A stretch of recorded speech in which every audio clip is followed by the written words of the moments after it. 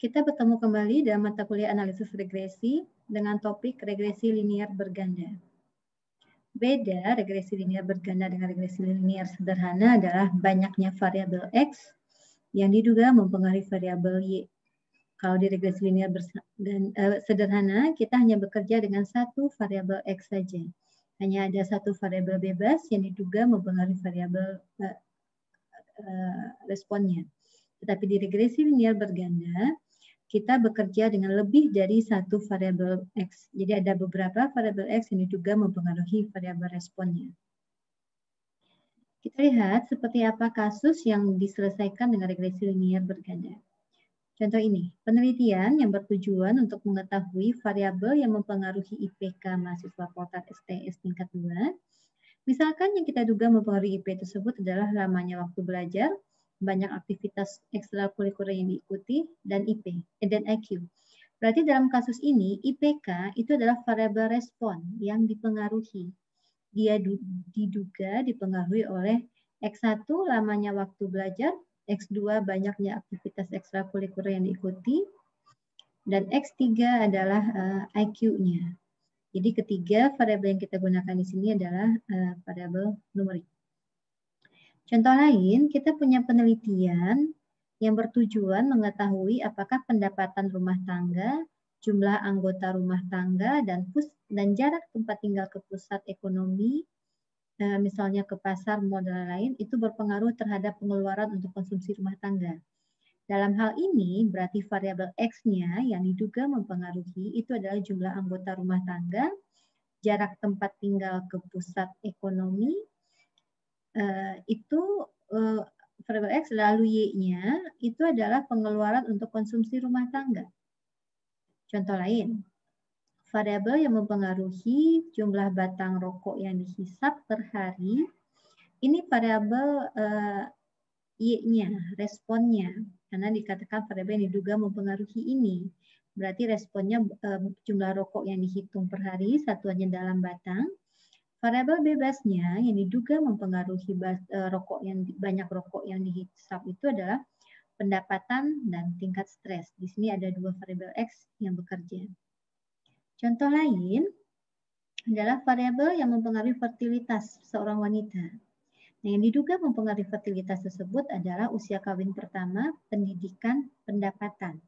Nah, kita perhatikan di sini variabel responnya adalah tingkat fertilitas. Dia sudah pasti data numerik kontinu karena kita bekerja dengan regresi linear berganda.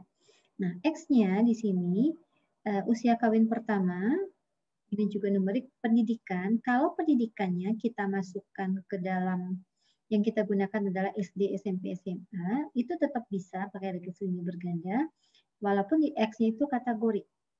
Nah, kalaupun yang kita masukkan pendidikannya adalah ramah sekolah, ini data numerik itu juga boleh. Betul, itu pendapatan. Jadi untuk regresi linear berganda, untuk Y-nya harus data numerik, tetapi untuk X-nya boleh data numerik, boleh data kategori. Nah, ini ada beberapa contoh lain yang bisa dilihat. Yang jelas kita punya lebih dari satu X yang diduga mempengaruhi variabel respon Y yang ingin kita teliti. Selanjutnya kita lihat seperti apa model regresi linear berganda itu. Diperhatikan model regresi linear berganda, YI sama dengan beta 0 tambah beta 1 XI1 tambah beta 2 XI2 hingga beta P1 XI beta P-1 XI P-1 tambah epsilon I. Dalam hal ini, YI adalah variabel tak bebas atau variabel respon. Ini menunjukkan variabel tak bebas untuk observasi ke I. Lalu X-nya itu adalah menunjukkan variabel bebas. XI1 berarti variabel bebas pertama, observasi pertama. XI2 dia adalah XI1 adalah variabel bebas pertama untuk observasi ke I. XI2 variabel bebas kedua untuk observasi ke I. Di model ini berarti kita punya P-1 variabel bebas. Akan ada beta 0, beta 1, beta 2 hingga beta P-1. Jadi akan ada sebanyak P parameter yang akan kita taksir. Dan model ini punya error, yaitu dilambangkan dengan epsilon I. Nah, fungsi regresi untuk ini adalah seperti ini, ekspektasi Y min responnya. Nah, estimasi persamaan regresi linear berganda ini adalah Y cap, taksiran Y sama dengan B0, tambah B1 XI1, tambah B2 XI2, hingga BP-1 XIP-1. B0, B1, B2, BP-1 adalah taksiran untuk beta 0, beta 1, beta 2, sampai beta P-1. Ini juga biasanya kita namakan dengan beta 0 cap, beta 1 cap, beta 2 cap, dan beta P-1 cap. Nah, kita lihat sama seperti regresi linear sederhana, parameter dalam regresi linear berganda juga akan kita taksir dengan metode kuadrat terkecil. Kita tahu prinsipnya adalah kita akan meminimumkan jumlah kuadrat error. Dan kalau kita tulis dalam bentuk aljabar akan menjadi begini, sigma, kita meminimumkan sigma YI min YI cap dikuadratkan. Atau dalam notasi matriks kita akan tuliskan kita meminimumkan epsilon aksen epsilon. Nah, proses untuk mendapatkan nilai beta cap yang akan meminimumkan error ini, itu bisa kita gunakan cara yang analog dengan yang di RLS. Jadi kita bisa menggunakan aljabar matrik. Nanti kita lihat, kita dapat B1, BI atau beta cap, beta I cap, itu menyatakan, interpretasinya seperti ini, menyatakan estimasi rata-rata perubahan Y yang disebabkan oleh berubahnya XI sebesar satu satuan dengan asumsi variabel bebas lain konstan. Jadi, kalau kita ketemu B1 sama dengan 2, kita akan interpretasikan sebagai rata-rata perubahan Y yang disebabkan oleh berubahnya X1 sebesar satu satuan itu adalah sebanyak 2 satuan. Kalau kita punya B2 sama dengan min 3, kita akan katakan pada saat X2 berubah naik satu satuan, maka rata-rata Y akan turun sebanyak min 3 satuan dengan asumsi variabel bebas lain konstan. Jadi nilai BI atau BI cap itu perubahan Y untuk suatu perubahan X tertentu dengan asumsi X yang lainnya itu tetap. Nah, kita lihat bagaimana kita mendapatkan nilai BI. Nah, ini persamaan normal untuk dua variabel bebas. Kita tahu kita punya error itu adalah YI min. Kalau kita bicara dua variabel bebas, berarti kan modelnya YI sama dengan beta 0 tambah beta 1 XI1 tambah beta 2 XI2 tambah epsilon I. Jadi rumus untuk epsilon itu berarti kan YI min beta 0 min beta 1 XI1 min beta 2 XI2. Kita kuadratkan itu, kita jumlahkan, kita buka, lalu kita cari turunan pertamanya terhadap beta 0, beta 1, dan beta 2. Turunan pertama, jumlah kuadrat error itu terhadap beta 0, kita dapat persamaan normal yang ini. Lalu ini persamaan, kalau kita turunkan terhadap beta 1, ini kalau kita turunkan terhadap beta 2. Nah, kita akan selesaikan ini, nanti kita akan dapatkan nilai taksirannya, beta 0 cap, beta 1 cap, beta 2 cap. Yang masing-masing merupakan nilai yang meminimumkan jumlah kuadrat error. Nah, itu kalau kita hitung pakai rumus yang di aljabar. Kalau kita mau pakai menghitung taksirannya pakai matriks, pakai pendekatan matriks, kita akan dapat rumus yang sudah kita ketahui ini. Beta cap sama dengan X aksen X inverse X aksen Y. Cuma bedanya di sini, kalau kita menggunakan dua variabel bebas, berarti kita akan menaksir beta 0, beta 1, dan beta 2. Otomatis beta cap kita akan berukuran 3 kali 1. X aksen X kita akan berukuran N kali 3. X aksen X kita akan berukuran 3 kali 3. Selanjutnya, kita akan menguji signifikansi dari nilai beta yang sudah kita taksir. Nah, ini kita lihat. Uji hipotesis dalam regresi linear berganda itu melibatkan uji F dan uji T.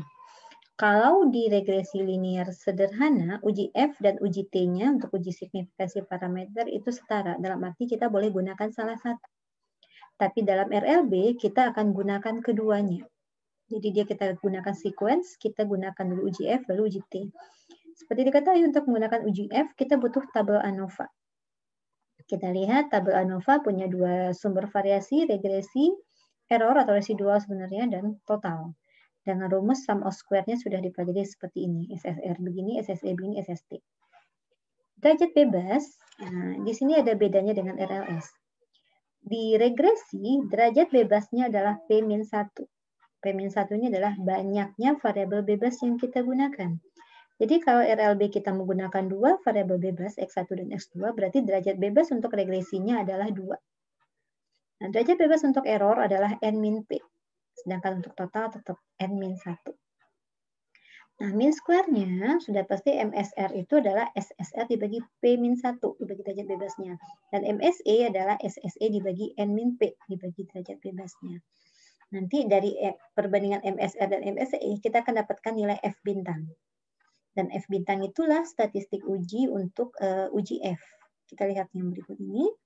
Nah, kita punya uji simultan. Uji simultan di sini maksudnya adalah kita melakukan uji tentang signifikansi variabel bebas secara bersama-sama.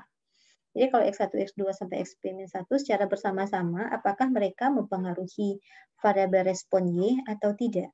Hipotesis yang kita gunakan, hipotesis nolnya, beta 1 sama dengan beta 2 sama dengan beta P-1 sama dengan 0. Sedangkan hipotesis satunya, minimal terdapat satu beta K yang tidak sama dengan 0. K-nya itu 1, 2, sampai P-1.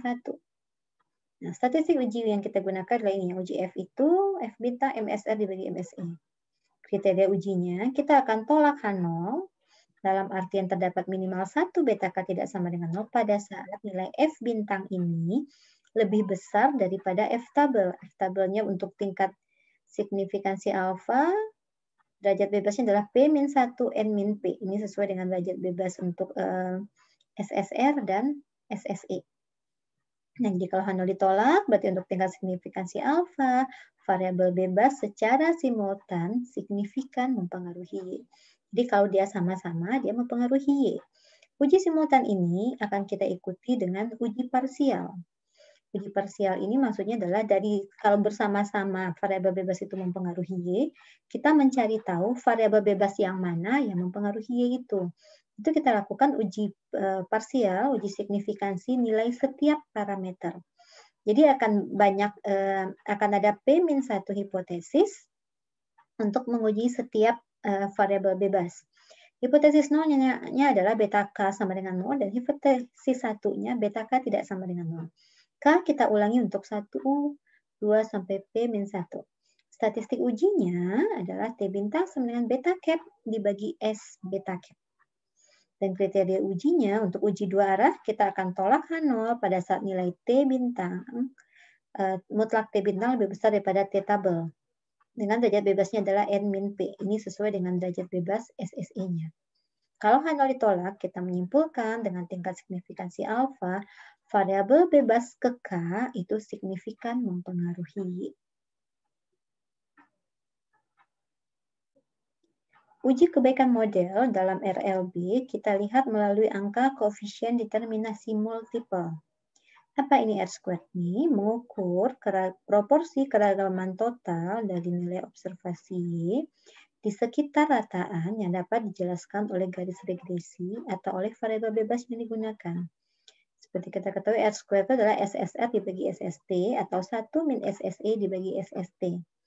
Nah, sifat dari R-squared itu, kalau kita menambahkan variabel bebas, otomatis sum of square regresinya akan bertambah. Errornya akan berkurang. Dan karena SSR-nya akan bertambah dengan penambahan variabel bebas, otomatis SSR-nya juga selalu bertambah kalau variabel bebas yang kita gunakan bertambah banyak. Ini membuat bias kadangkala apakah memang menambahkan variabel bebas itu akan membuat model bertambah bagus. Kalau kita lihat dengan nilai R-square, hasilnya pasti dibilang iya. Nah, karena sifat seperti ini, karena R-square selalu bertambah, kalau variabel bebas yang digunakan bertambah, di RLB yang kita gunakan adalah R-square adjusted, koefisien determinasi yang disesuaikan. Jadi kita memperhitungkan banyak variabel bebas yang digunakan di rumus ini. R-square adjusted dihitung dengan rumus, kita mulai dari sini, 1 min SSE per SST, tetapi masing-masing kita bagi dengan derajat bebasnya. 1 min SSE dibagi N-P per SST dibagi N-1. Atau R-square dihitung dengan 1 min N min 1 per N min P dikalikan SSE per SST.